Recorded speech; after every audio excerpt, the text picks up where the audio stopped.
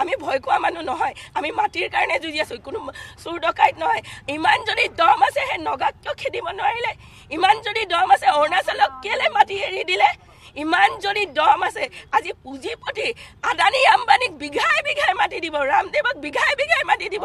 আৰু আমি সাধাৰণ জনতাই অসমীয়া তাকো ক'ৰবাৰ বিদেশৰো নহয়, এইখন অসমতে জন্ম লৈছোঁ, এইখন অসমতে ডাঙৰ দীঘল হৈছোঁ। এতিয়া এক কটা মাটিৰ কাৰণে আমি কান্দি থাকিবলৈ আমি যুঁজিবলগীয়া হৈছে। লাজ লাগিব লাগে হিমন্ত বিশ্ব শৰ্মাৰ, লাজ লাগিব লাগে। আৰু পুলিচক ইমান পাৱাৰ দিয়াৰ কি অৰ্থ? সেই মৃণাল ডেকা নামৰ DCP-জনে বাৰে বাৰে কেমেৰা নথকা সময়ত আমাৰ মহিলাক আক্ৰমণ কৰে। দুগৰাকী মহিলা, এতিয়াতো কেছ দিম, হিউমেন ৰাইটছতো দি থৈছোঁ, এতিয়াও দিম। মাৰ ধৰ কৰে, এফালে আকৌ মানসিক হাৰাশাস্তিও কৰে। আমি এইবোৰ বাৰে বাৰে কিয় সহ্য কৰি থাকিম?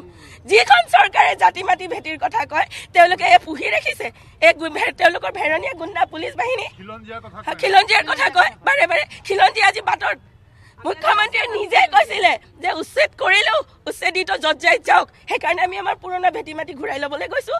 আমিতো তাতে কোনো ক্ৰাইম কৰা নাই।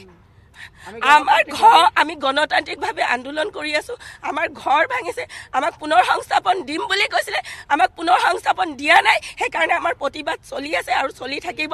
এতিয়া কথাটো হৈছে একেই আমি কৰিছিলোঁ, যদি আমি কিবা কৰিছিলোঁ তেতিয়াহ'লে একেই দুখ আছিল। আমাক এই 14গৰাকীক ৰিলিজ দিলে মহিলা বুলি, এই 4গৰাকী পুৰুষক তাতে কিয় ৰাখি থৈছে? তেওঁলোকক কিয় আবদ্ধ কৰি ৰাখিছে? ইয়াৰ উত্তৰ আমাক দিব লাগিব।